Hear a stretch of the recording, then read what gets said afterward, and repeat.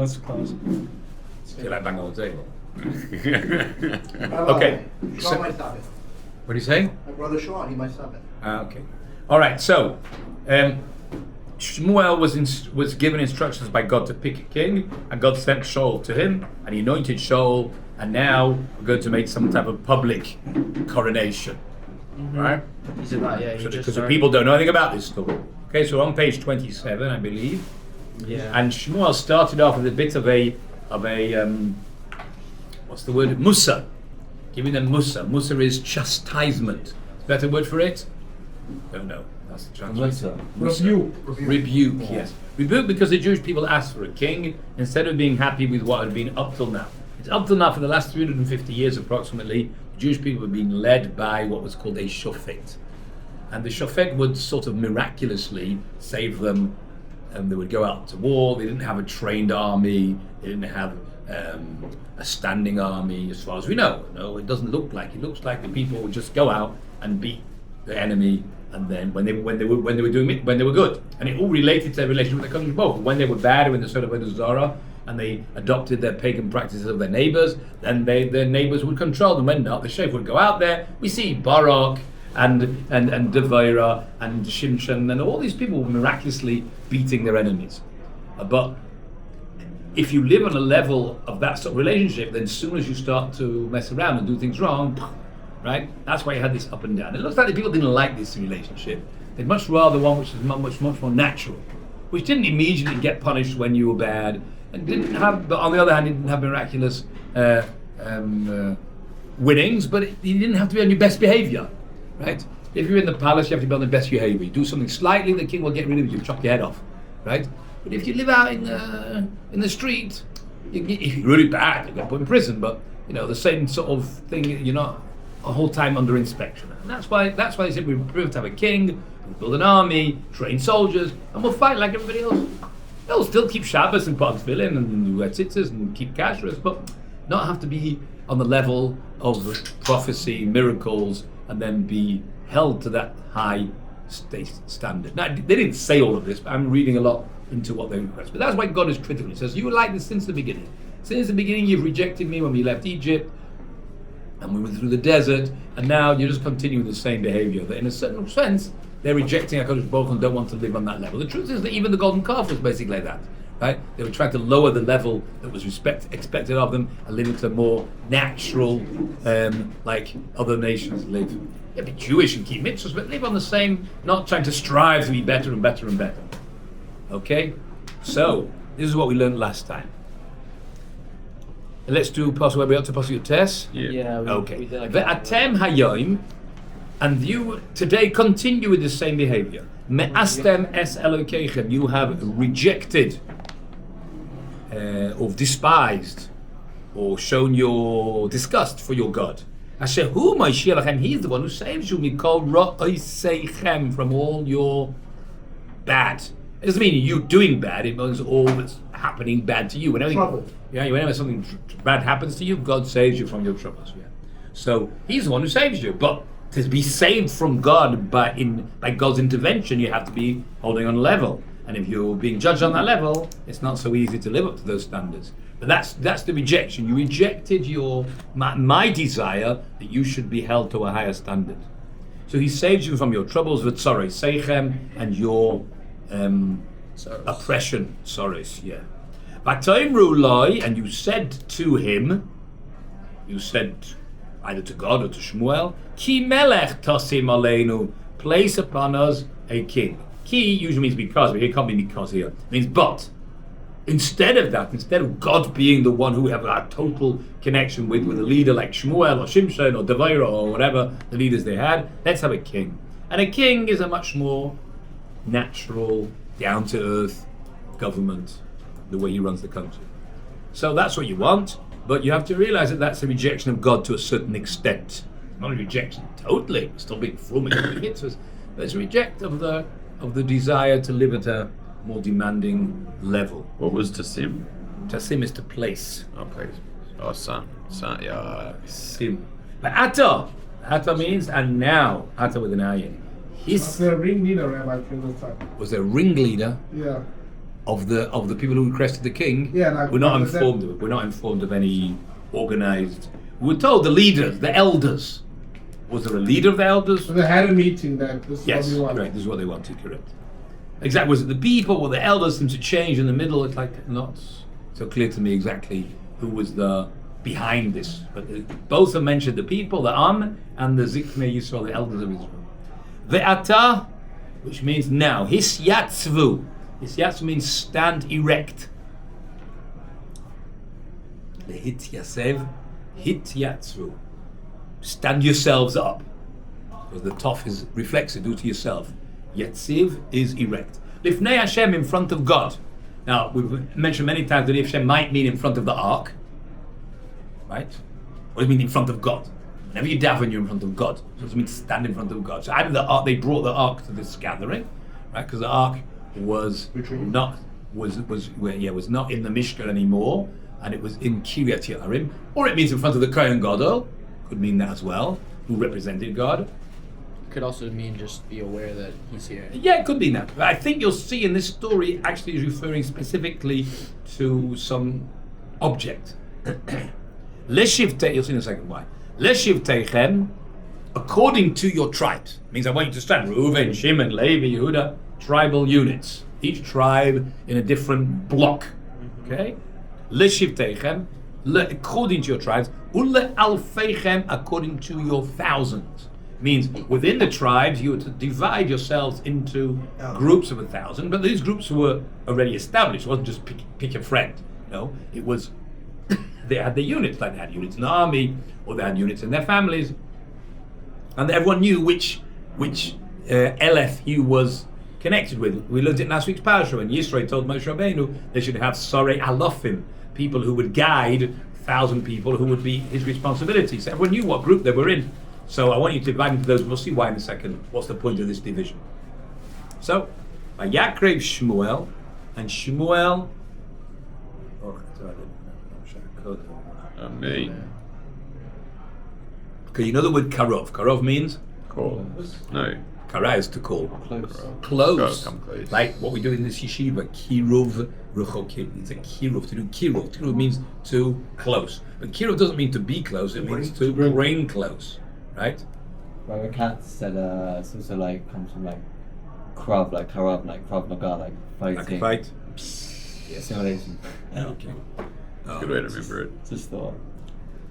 That's an interesting question. Why does the word to fight and the word to bring close related? In order to fight someone, you have to be close to them. Right, probably. Nowadays you can do it from the other end of the world, but yes. Karav probably means right, to You're battle. fighting with someone. You're fighting for someone's soul. No. I'm not asking to explain Rabbi Katz's idea, which is a nice Hasidic concept.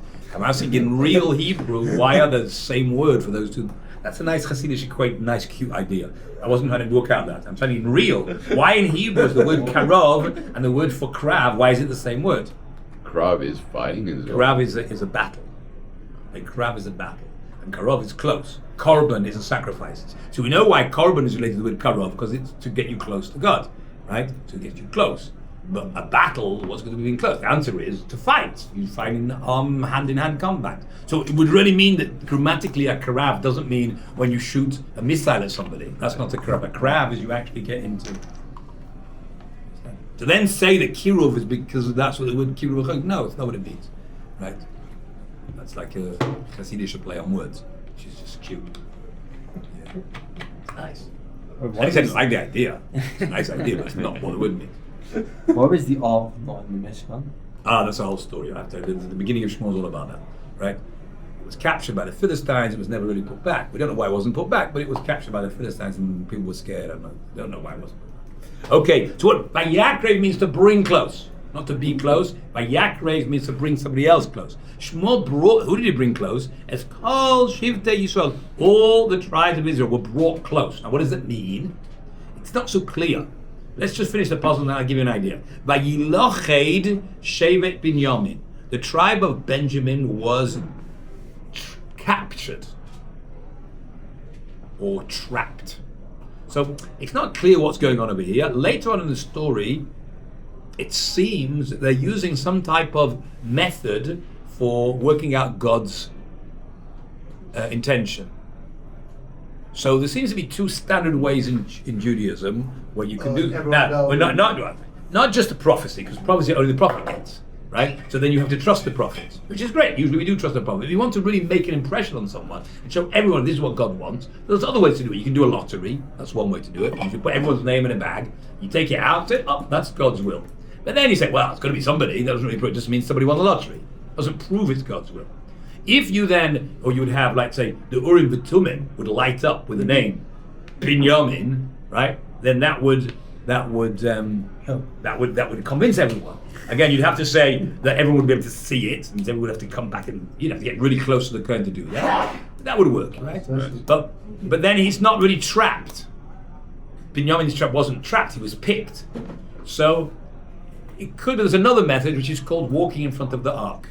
This is a method that seems to be used in Yoshua to capture to catch the guy who stole from Yericho. Yericho was the first city captured by the Jews when they conquered the land of Canaan, and they made a promise to God that they wouldn't take any of the spoil, the booty from the war for themselves, and they would give it all to the Mishkan. One guy stole from the loot, from the booty, and as a result of that, they lost the next battle. So they wanted to work out who it was. So God said, "Work it out yourself." So what they did, they got each tribe to walk in front of the ark, and the tribe that were the criminals, the ones who'd done it, they were like in a force field. They couldn't move out. They were stuck in front of the ark. Just one person, not the whole tribe. No, it was the whole tribe, and then instead, you could get 70,000 people to walk in single file. That would take a long time. Instead, what we did, we had the whole tribe standing still. Right? All the tribes walked past, right, in groups. And then you caught the tribe, then we divided them into smaller groups, and then we eventually, after 4 or 5 levels, we got to the guy. Trimming it down. Right? So lachad means to trap, or Lachad means to trap. Means to capture, actually. You talk about capturing a city, you would say loched. So this is what it did. So it seems that's what they did. But not conclusive, it could be some other way, but that's what it seems, right? Okay? And then, so all the tribes walked in front of the ark, and the tribe of Benjamin got stuck. So they knew that Benjamin was the one who God wanted. Vayakre v'shevet Binyamin. Then they took the tribe of Binyamin and divided it into mishpechotav, into its families. So let's say there were 10 families in Binyamin, and each family walked in front. You didn't have to do it in single file that way. You have the whole family walk in one go, and then you would work which one got stuck. So again, Vayakre, and he, Shmuel, brought close the tribe of Yamin according to its family divisions, lemishpachotav, according to its families. Tilached, now it's written in feminine because mishpacha is a feminine word, right? As beforehand it was the people, which is a masculine word. Shevet is masculine, mishpacha. It doesn't mean it went from men to women, but the noun for families is a mishpacha, which is a feminine word. Tilached, mishpachat hamatri. Matri is just the name of one of the families of Binyamin, and it was the one that got caught in this force field. Vayilached Shaul ben Kish, and eventually they went down to the next level of subfamilies, probably 4, it doesn't go into all the details, probably 4 or 5 levels down. Eventually it came into a single person, and Shaul ben Kish, no, I realized I made a mistake. I don't really know the answer, because he wasn't there. He was hiding. Well, I know that, right? But then, what does it mean he got caught then? How could he get caught if he was hiding, if he wasn't there? Who got caught?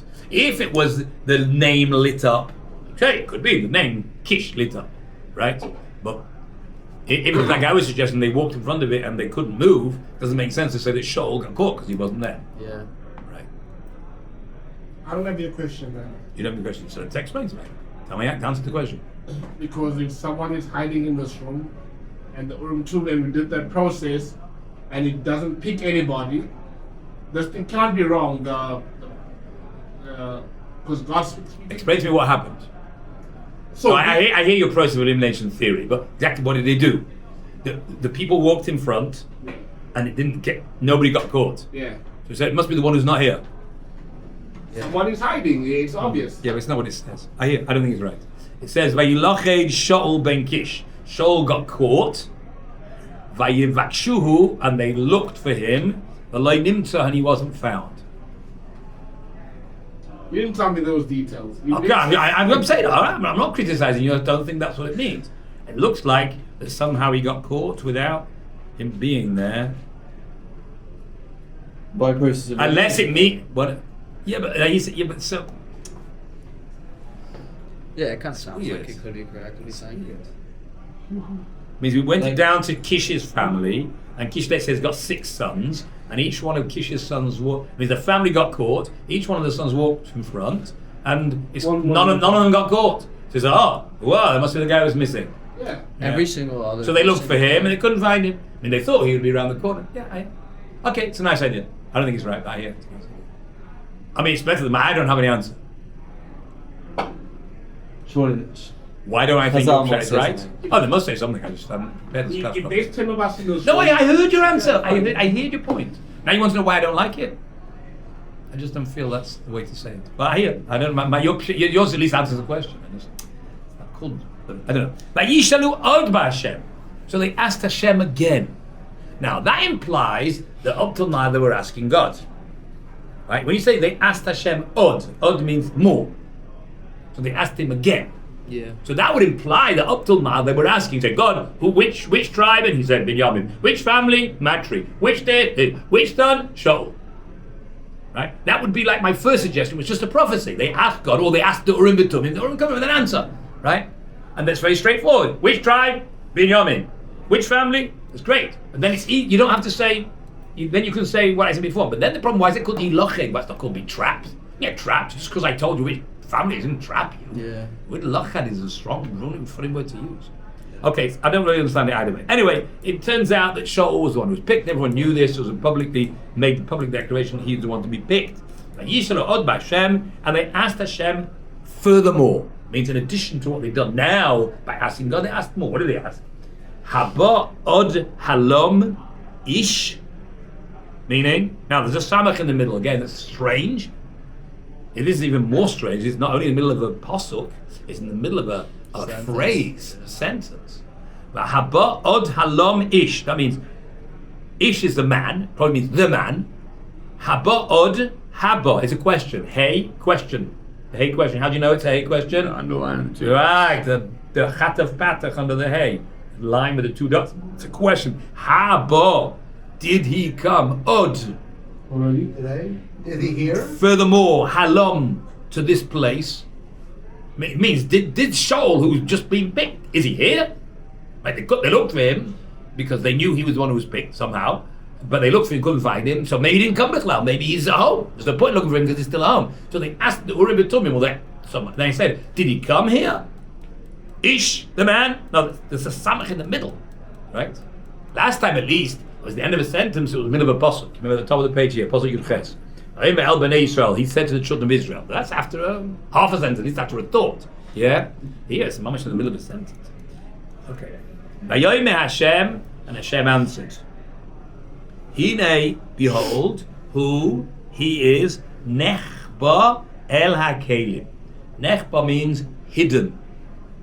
Hidden. Right? When you play machbuim, if you're Israeli, you play hide and seek. Machbuim is to hide. Only Israelis. What? Only Israelis. Only Israelis play hide and seek? Only you also play the Israeli hides. Yeah, but you don't call it machbuim. No. So you call it hide and seek. Right? But if you're Israeli, you call it machbuim. I'm just trying to say the word to hide is machbu. So nechba, the nun, is the nifal. He is hidden. Nifal means passive. He is hidden, not he hides, he is hidden. So where is he hidden? El HaKelim, in the utensils. What?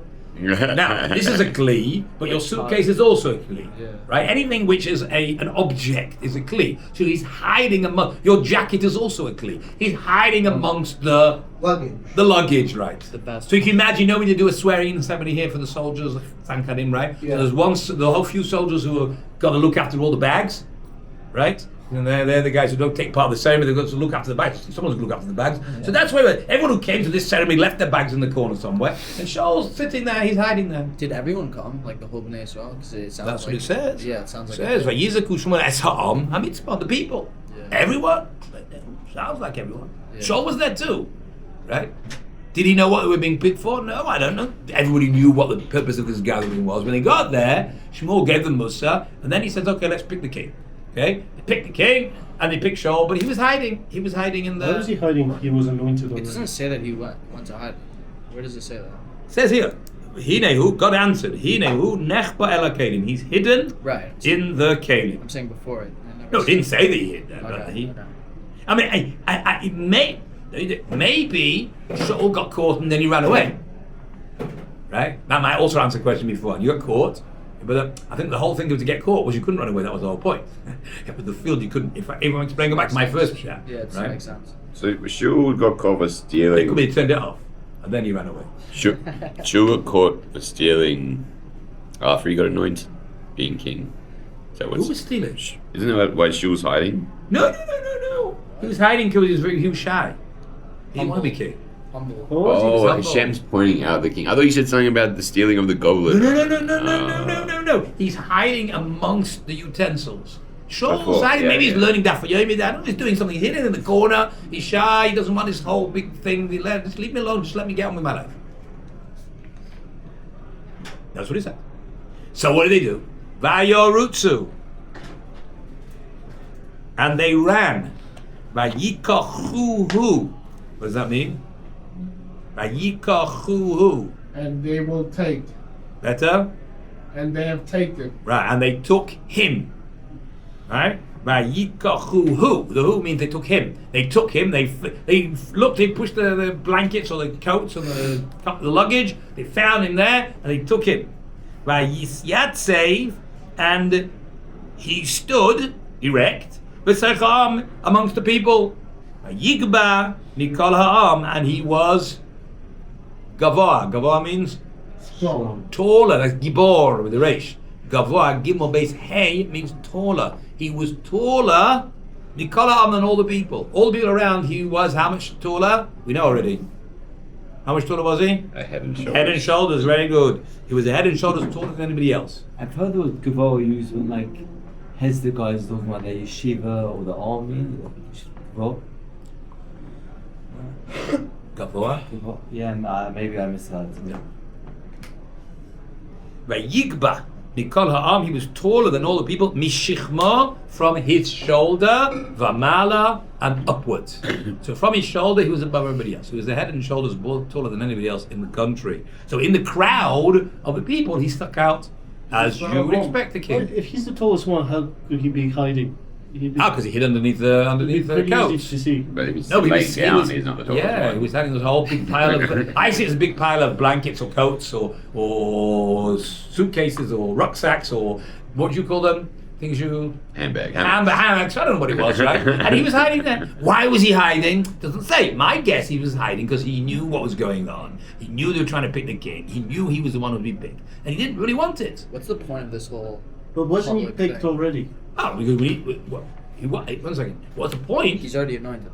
Yeah. Yes, but nobody knows. So? What's the point of a king that nobody knows about? So You can't just get up there and say, "Oh, I'm the next king." Yeah, Right? but They have a Shmuel royal. had announced He had announced he wanted to make a coronation. No, but he's anointed already. They're picking. Nobody wants to pick. He wants to show that God wants it. He Right. wanted everyone here to see this is not just my idea, right? This is God wants this, and God picked him out. And so they tried. He went through all the tribes and know that the tribe Binyamin. He went through all the families. He basically came to Kish, and then he's not there. So they looked for him. They found him, and then what But happened? it's not a defect, Rabbi. Is it a defect? He's told us, being told everybody. No, for a king. That's what you want. No. Yeah, but it's abnormally tall. Like, Well, I don't like know. A super short person, that's a defect. So is LeBron. Like a midget. So I'm saying that him not being tall, it's not like a. It's only a defect if you're a giant, because then there's a disease called giantism. You know, but if your height is balanced by your width, you're just bigger than everybody else. Understand? There's dwarfism, giantism, but he was just not that much bigger than everybody else. You know, it's just that much. Yeah. Okay. Shmuel kol ha'am. Shmuel said to all the people who were there, Hara'isem.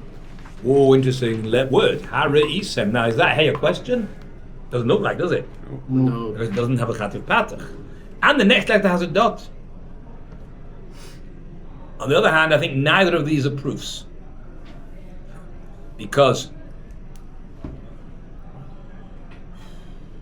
you can't have a chativ patach before a shava. It's the next word has 2 dots under it. The next letter, the Reish, has 2 dots under it. And therefore that's why the Chat of Patach, it's like having 2 Shavas next to each other. So in order to, you can't have that, therefore the first one becomes a Patach. But why the dogish in the Reish is weird. Reishis don't usually have dogish in the best of times. There's an underline 2 dots under the Asher. No, that's normal. That's normal. Every Asher has that. So I don't know, but to me it seems from the context of this hey is a question.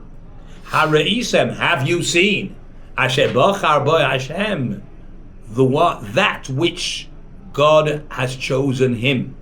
This is the one who God's chosen. Look, Ki Ein Kamohu, there's nobody like him. B'chol ha'am, in all the people. Next verse, he meant physically. You can see, look, he's the tallest guy around. But in actual fact, he had lots of other qualities as well. One of them being his humility, which is an advantage and a disadvantage. You have to know how to use it, right? It's an advantage. It means you don't brag and you don't think you know everything. On the other hand, if you don't assert your opinion when you're asked for it and you're a king, it can be problematic. So, Shaul's going to have to learn to use his humility correctly and not incorrectly. That's going to be his problem. Humility is not, thing is, I remember hearing, humility is not thinking less of yourself, but thinking of yourself less. Why is he then, hiding, you would... Isn't there anybody else who can do this job? No, he should step up to the plate and be like, why? He should be hiding in the corner. No, we step up when there's nobody else around. But Malcolm Aish. No, if you know and you feel that you're the one. He's already. But he doesn't feel. Why should he feel that he's the one? Because God's given him. Okay, but he's been appointed as well. Yes, but there could be somebody else. He's been appointed, and God's. As long as you're saying God's given me these talents, not I'm so good. Moshe. Moshe knew that. Moshe also went through a big fight before he accepted it, right? 7 days he fought with God to give it to Aaron. Yes, he will accept it in the end. He does accept it in the end, but with a fight. A guy who really it was a big shot. Yeah, sure, it's for me, right? He's not like he doesn't think he's fit for it, but he's not going to go down so easy. Top. Ain't kamo b'cholam. There's nobody like him in all the people. Vayoriyu. Come on, get it right this time. Vayoriyu means and. Not evil. Not evil. Very good. Saw, but with an aleph. So Dylan's right. It's with an ayin. It's either from evil or. It's the other one. Vayoriyu. Rabbi, could you give us a clue? We've used it. What do you do when you do this?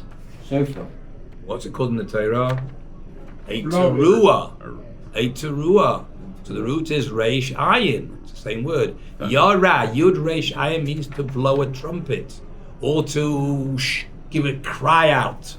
That's what they did here. They didn't blow their shofar. They might have done. It's unlikely everyone took out his shofar from his pocket, and they probably did carry shofars in their pocket, right, as a signal for warning or for war, all sorts of things, right? But it probably doesn't. It just means everyone went, hey, hip hip hooray, long live the king, or something like that. They were happy. Yeah, that's what the king they wanted. Like Yomru, when they said, Yechi HaMelech, the king should live. In English we say, long live the king. In Hebrew you say, Yechi HaMelech, let the king live. So Vayoriyu means they all shouted out, and in a way that's what it means on your Rosh Hashanah as well. The Torah doesn't actually tell you anywhere in the whole of the Torah that you have to blow the shofar on Rosh Hashanah. Nowhere. It says in my Torah, nowhere. It says Yom Teruah. The word teruah doesn't really mean to blow a shofar. Chazal had a tradition that the word teruah here refers to blowing a shofar, because it can mean that too. What does teruah mean? A day of blast? A day of shouting. Shout out. We're shouting out, we want God. Man United, you know how you do? You'll never walk alone. That's what it's. You're championing, right? Something. That's what Yom Teruah is. The Chazal said the way you do that concept is by blowing the shofar, and that's what God wants. Where did they derive that from? I know off the top of that. Because the word Teruah somewhere else means using a shofar. It doesn't always mean that. Okay, but that's the essence, right? It was always done like that. It's not like Chazal made it up. But the essence of the day is the day to shout out. It's like our allegiance to HaKadosh Baruch Hu. Just like the king comes out on the balcony in Buckingham Palace, and there's 3 million people on the mall, right? And they're all, yeah. Where did they daven these days? Where does the king daven? Where did they daven the people? There was no show, there In the was no steeple. temple, there's no... They're not at the time. There was shuls, there was a temple, carry on. How do you know there were no shuls? No, you're assuming there are no shuls, now you've got Gaza. I don't know, maybe there were. I mean, I don't know. You don't know as a fact there were no shuls. Show me one thing there was a shul. I don't need to prove it. You're asking me a question. To ask a question, you're the one who has to prove it. You have to prove there were no shuls. That's a question. I just don't know. How do you know there were no shuls? There was no temple. There was. There was a Mishkan. Mishkan was in Naiv. But I prove the answer to your question. People don't know home. Didn't they had a Siddur? Ezra wasn't around yet. You didn't ask me what they happened. You didn't ask me. You asked me where they happened. Let's say they don't know. Okay. I thought they didn't daven. I thought Maybe they one second. Maybe people don't know. You have a problem with that? I mean, I don't know. It could be they daven in the shul. I don't know. I don't know who invented the concept of the There's no shul. organized religion back then. You've said this before. You said this nonsense before, Lev. What do you mean they didn't have organized religion? What did they have? They had Torah, they had Torah Shabbat Peh, they had tefillin, they had tzitzis, they had shechita, they had kosher food. Yeah, but you just pray, dear God, thank you for the meal, and they. All right. You mean they didn't have? That's not because they didn't have organized religion. They didn't have a set nusach for the tefillah. Correct. The one who invented that was Ezra Sefer. And Correct. then They didn't have any set, but that doesn't mean they didn't daven. It doesn't mean they didn't know how to daven. Everyone was so clever. They didn't need Ezra to make that tefillah. They could make their own tefillahs up. They spoke Hebrew perfectly. Right? It was their mamaloshan. The reason why Ezra had to make a standard nusach is people had forgotten how to speak Hebrew. People had been in Bavel and they didn't know how to speak Hebrew. So Ezra said they don't know how to express themselves. So, right, they express themselves in Aramaic nicely, but it's better to daven in Hebrew. And therefore Ezra wrote the Siddur. But people davened beforehand. They benched, they said Birkas HaMazon as well. It's a mitzvah in the Torah, one of the Tarek mitzvahs. What is God want you to do? Barachta. Barachta means you say one bracha about Eretz Yisrael, one bracha about Bris Milah, one bracha about Yerushalayim. There was a structure, it just wasn't standard. Yeah? What about Yom There Kippur? wasn't standardized. What about Yom Kippur? They didn't daven the whole day like how we do today. Maybe yeah, maybe not. Probably not. But so yeah, correct. So they didn't have any standard tefillah. Everyone davened his own tefillah. Did they have 5 tefillahs? I don't know. They probably did Oh, no. daven the entire day, just like, but not obviously. Maybe they said not. to hit him all day. Anyway, you're getting off the point. We've no idea. It's complete conjecture. Let's not get into the world of They guessing. still have said to him, because I know, David I know, was it's a true. choice. Correct. Vayedaber, I'm glad you're awake. Vayedaber Shmuel el Ha'am. And Shmuel said to the people, what did he say? Eis mishpat hamelucha, the laws of the kingdom. Meaning, they should know what it means to be a king. Now, didn't he say this all already in about 3 chapters ago? So I told you then the Malbim is medayik. That means he sees a nuance. Before, and it said mishpat hamelech, and it says mishpat hamelucha. So the Malbim maintains mishpat hamelucha is his legal rights. Mishpat hamelech is what the king will do illegally. Means before God said, if you have a king like you want, then he will misuse the law, he'll consider himself above the law, and you will suffer because he will misuse, he will do things illegal. Which happens a lot, correct. But Shmuel was telling that now you have a king, so you have to know what are the laws, how many wives he's allowed to have, the taxes you have to pay, the advantage of having a king, the disadvantages, the rules, all the laws, his responsibilities to you, your responsibility to him, a bit like the Magna Carta, right? But you write up a whole list of what this two-way agreement, and that's what. Okay. And what did they do? It was actually written in a book. That's why it's like the Magna Carta. Magna Carta was the agreement between the king, John, whatever, first or second, whatever, and you don't know. And all the lords in England who would support him and provide soldiers for his army, but he had to give land and property to them. And it was a two-way agreement, and it was written down and kept. I think the original is still kept in Westminster Abbey or something like that. It's lost forever. So I don't know, but it's interesting. I think this is really the first, in a sense, it's the first like Torah Shabbat Peh written down. That means the king's rights and responsibilities was now written down as a document to be kept. That people should know. This is what we agreed, and this is what you're. We know the stuff what it says, right?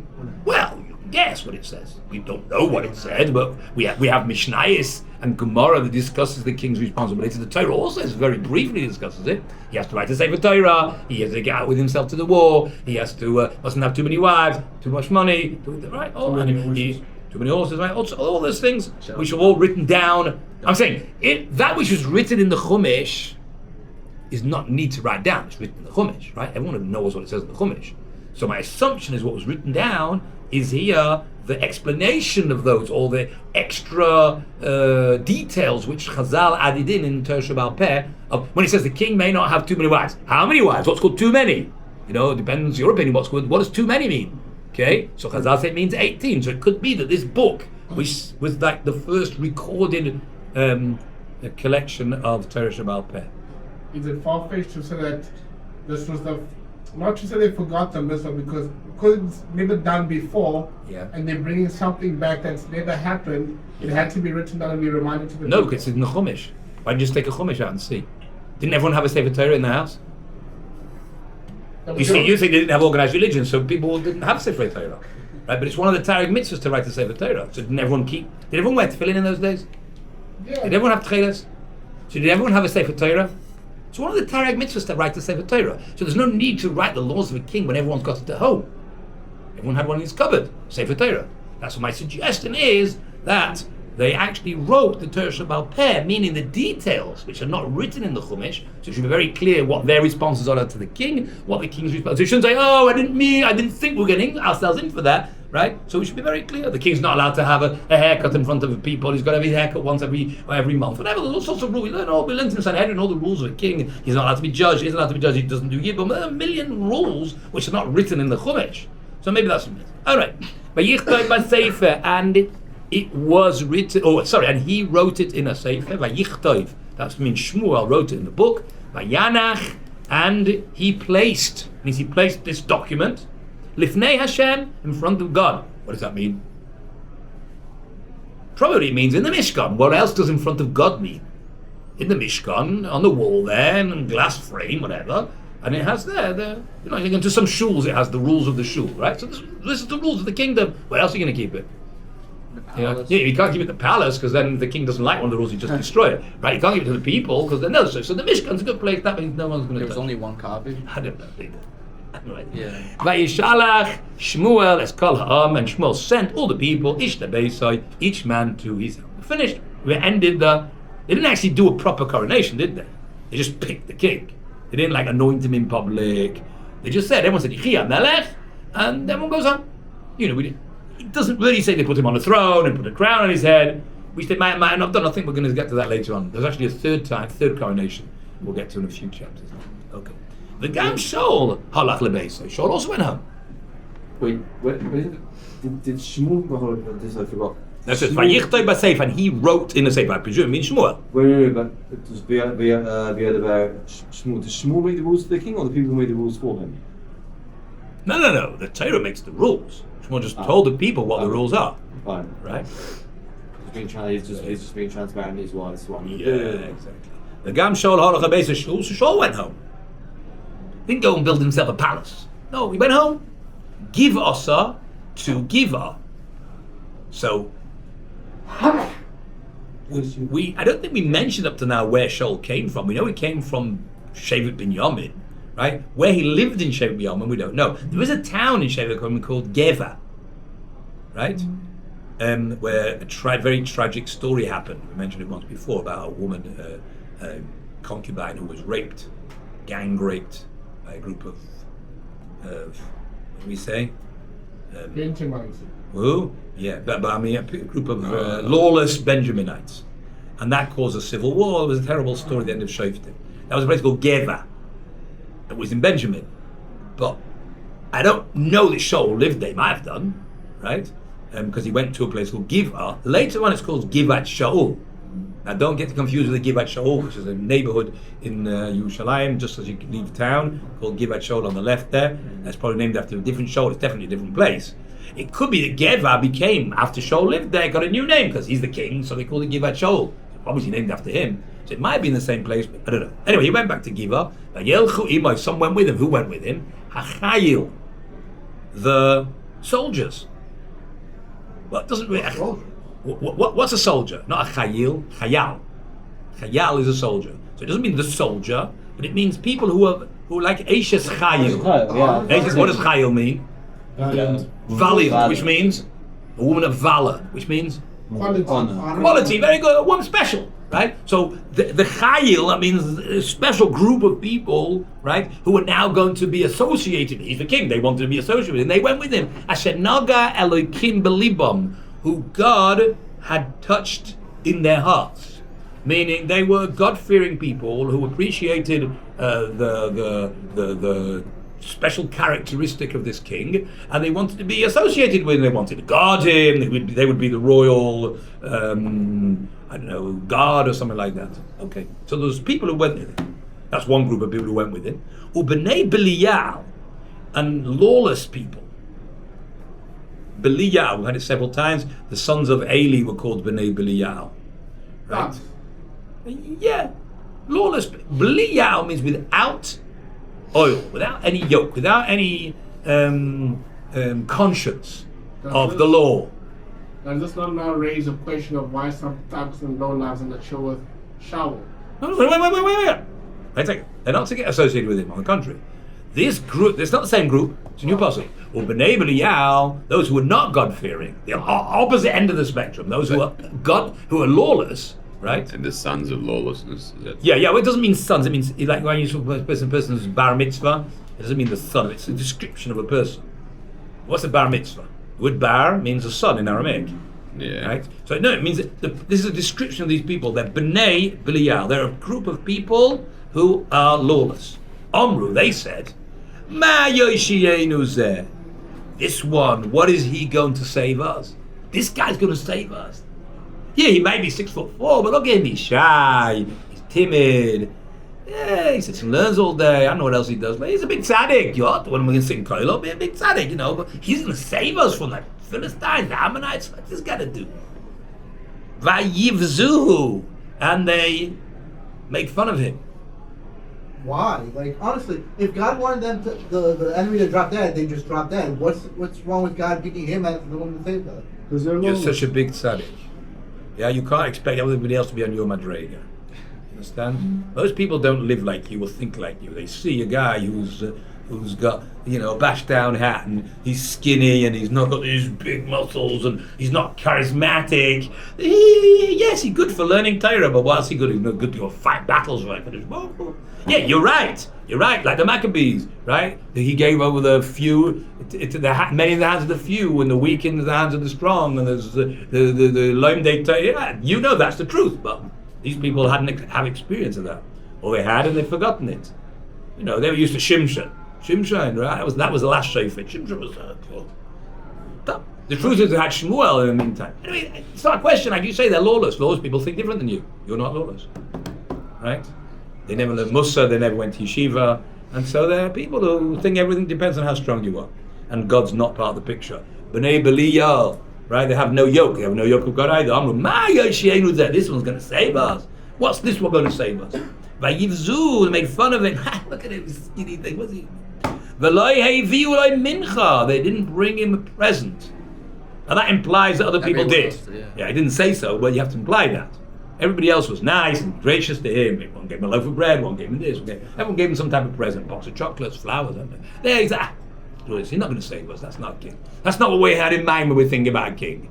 He has to be charismatic, But he kemacharish, and he was like a deaf. Cheresh is a deaf. So Kemacham Shaul ignored these comments. He didn't say anything. He made out as if he didn't hear them. He just carried on as if he hadn't said anything. He didn't say, capture these, put these guys in prison. How dare you speak like God made me king? No. Now, is that good or is it bad? The king is not meant to accept abuse. You're just being appointed by God as a king, and the king, Chazal say, Melech shemochal al kvoidoi ein kvoidoi mochel. You know what that means? If the king forgoes the honor which is due to him, then you're not allowed to accept it. It means if a Talmud Chacham says you shouldn't stand up for him, then you don't have to stand up for him. Talmud Chacham shemochal al kvoidoi, he says, fine, don't have to stand up for me, you don't have to stand up. Right? But if the king says that, you don't listen to him. The king, you have to respect it because it's not his. It's not like he's worked for it. The king was picked as God. He's God's representative. His authority comes from God, and therefore, what? You can't just not stand like he's not standing for God. Right. And therefore, this is seen as a negative point on Shaul that he didn't stick up for his covered for his. That's like saying Trump Now fights every Fox News station that they comment about him. Or Yeah, but Well, I didn't say you extrapolated that far. But listen, you didn't say every single comment. But you don't let people spit at you and make fun of you. And there's just this is. It's the same kind of lawless people. Back then it was thugs. Today it's the liberals on the news channel. That's, you think it'll be a good president? The country's gonna go down to the president? Nah, Trump ignores them because he knows they're nothing. I'm the king. It's the same concept though. Okay. Chazal Chazal don't think like you. His son, this is not on. This is like he's becoming king now, right? He's not. It's the rest of the country is showing respect for him, and he didn't live in a democracy where it's out of place to criticize the press. Moshe Rabbeinu left Korah. He left Korah. Yeah. Didn't fight back. Well, he just got the earth to swallow him up.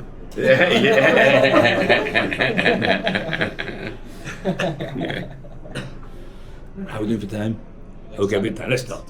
Vaya'al Nochosh. And Nochosh. That's a very interesting name. Nochosh means snake. Now, could you imagine someone with a name like that? It's a rough name. It tells you everything about him. Yeah, but like, which parents would do that? Are we sure it's not a nickname? Oh, so it could be it's our name for him. It could be that in the language he spoke, it was similar, right? Like Achashverosh, right? So I don't know what his real name in Persian is, but we could have Achashverosh because it means a pain in the head. Really? Ach Verosh means in my head, right? So because he was a pain in the head, so that's why.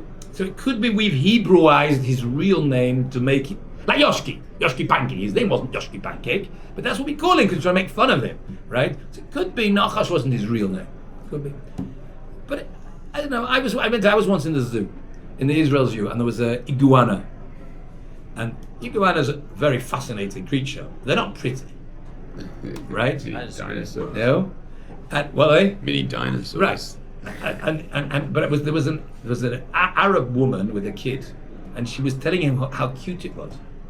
I thought, no, a sheep's cute, but the cats are cute. But iguana's not cute. They're like ugly. I don't know. I won't say ugly because it's one of God's creatures, but it's fascinating. But they're not cute. They're not pretty.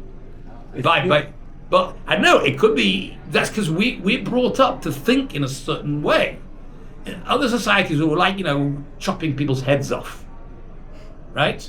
That's what they're brought up. That's fun, to see people being dragged through the street and being ripped to bits. That's fun. That's what we do to people who support Israel, yeah? And we enjoy watching, people like that as well. People are quite happy to watch videos of people being trampled to death by the underground. People sit there filming it and watch it. So we have produced a society of people who are weirdos, right? Desensitized, right? So maybe people like the society that we've developed actually think that iguanas are pretty, So a nachash, what's the big deal? It's nice. No, it's a nice snake. Some people have snake pets, don't they? Yep. They obviously think the snakes are nice. So yeah, so it just it's not called weird anymore because if everyone does what's weird, it becomes normal. Was there like a cunning person, like a crooked cunning person? Maybe. It could be, but I still don't know why his parents would give him that name. That's my question. So it could be his nickname, we called him that. But anyway. Vaya'al Nochash va'Amoni, Nocha the Ammonite. Yes? The thing about Achashverosh, that's true. That's what I'll say. Yeah. But I don't know if it actually is a play on a name very similar to his real name. Understand? Could be. Which is just a very good question. How many these words, in terms of like them in modern Hebrew, how similar are these words to modern Hebrew? Well, the roots are all the same. The roots of the words are the same, but the grammar is like much more European. Grammar is not. Some of the rules of grammar are the same, but often the sentence structure is different. We mentioned it once before. Modern Hebrew is similar to classical Hebrew as modern English is to Shakespeare English. Which you more or less can make out what it is. But sometimes it's actually better to not be Israeli, because then Israelis think they know what it means. Right? Because, well, we speak Hebrew, don't we? But then they're actually confused because of the similarity. So they use the modern Hebrew term instead of the ancient one, and that's Well, they think the prophet's using a modern Hebrew term, right? But it's not really. It's actually using a different term because it's being translated wrong. Nachash, the Ammonite, went up. He went up from Ammon, which is the capital of Jordan. It's called. What's the capital of Jordan called? Amman. Right? It's called Amman because the Ammonites live there. Amman.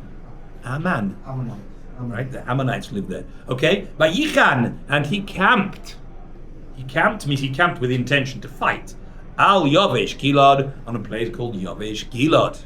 Now, this place Yavesh Gilad appeared once before in Tanach as a very, very interesting story. I'll tell you slightly the details of it. It's a very tragic story. It's a continuation of that story of the civil war. At the civil war against Geva. I told you Geva, the group of thugs in Geva, gang raped a concubine, and she died from it.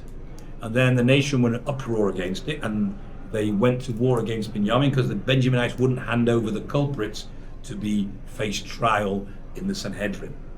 If we want to cut a long story short, they're all Jews, yes. And it seems that they wanted to try the culprits themselves, the Benjamin tribe. Possibly they didn't trust the Sanhedrin to be fair. I don't know. Whatever. Then that's the story. So they went to war, and Israel was losing.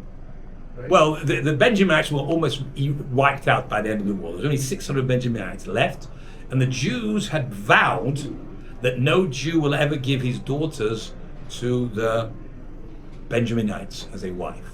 And now the Jews were a bit upset about this decision, because now it meant that even the 600 survivors wouldn't be able to marry, and the tribe would be wiped out. And they had a bit of regret about this. Obviously, if they thought about it in the first place, they would have realized that was going to happen, right? You go to war and you wipe them out and you don't marry the things. But it could be they didn't realize how many Benjaminites would get killed, and they would be able to remarry themselves, right? Eventually the whole tribe was wiped out except for 600 men. So what they did, listen to this, they went to Yavesh Gilad, and there, apparently Yavesh Gilad was the one town in Israel that didn't join the battle. Yavesh Gilad was the one town of Jews who didn't come to war, and the Jews had said before the war, anyone who doesn't come out to fight against the Benjaminites will go to war against them. This was their original. So they went to war against Yavesh Gilad. After destroying all the Benjaminites, and only 600 Benjaminites left, they went and fought against the Yavesh Gilad, and they wiped them out too, except for the women. Why and now, did they- what? Why did they do that? Because they didn't come to help fight in the first place. I know, that's Did a bit, God approve bit of harsh. this? What do you say? Did God approve of this? I have no idea. Never asked. Prior that they were gonna- Unlikely. You know, there's lots of things Jews have done in the course of history God didn't approve of, but that's a fact. Yeah, I don't know. They did it. That's a I fact. don't want to fight. So Yeah. what do you want from me? No. You don't want to fight. This is horrific. The Jews are getting away with this type of behavior. It sounds like Sodom. So I think it's very praiseworthy the Jews went to war about this, right?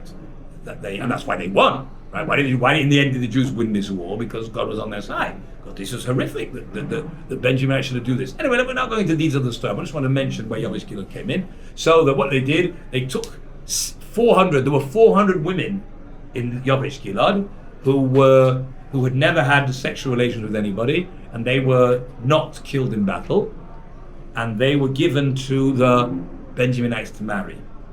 Benjaminites still were 200 men who didn't have any wives, and that's another story how they got those wives. Anyway, it would seem that that this fellow Nachash attacked Yavesh Gilad specifically because it's not. It looks like there's something in it. It's not just a coincidence. This was the town he attacked, right? Probably it's something to do with the fact it's only been recently resettled, because if the whole inhabitants were all eradicated and wiped out, there's probably not that many people there. Could be, right? It could also be that they're somehow related to the people from Binyamin who happens to be the new king. I don't know that. it's a bit far-fetched. I mean, Binyamin doesn't live it, because what happened, if all the women from Yavesh Gilad now married the people from Binyamin, so the town of Yavesh Gilad in a way would all belong now to the people from Binyamin, because that was all their wives. So the wives come along with their property.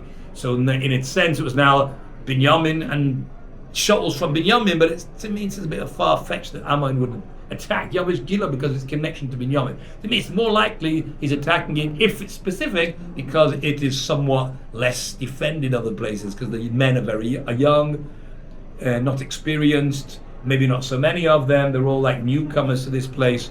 Maybe that's the reason why he's picking this town to attack. Okay, let's just finish the pasuk. Vayomru kol anshe Yavesh, and all the people of Yavesh, called Yavesh, I don't know why it's not called Gilad and it's got Yudin, I don't know why. El Nachash, they said to Nachash, Karas lanu bris, cut with us a covenant, v'ne'avdeka, and we will serve you. Means we accept you as. They felt the threat. They realized that Nachash can destroy them if he wants. And they said, if you make a treaty with us, we will accept your rule. Now, Nachash obviously is in a position to wipe them out. So why should Nachash agree to their treaty? Why didn't Nachash just defeat them? Because when you fight someone, even if you're better, stronger than them, there's lots of casualties. So we're prepared to accept your thing under certain circumstances. It's not like we have the upper hand. Obviously Nachash had the upper hand, but even the upper hand doesn't mean total. It means, so therefore maybe we can come to some sort of peaceful agreement and we won't have to go to war, and then we'll accept your thing. So we'll see the terms of their agreement that they demanded before they were prepared to give in to Nachash tomorrow.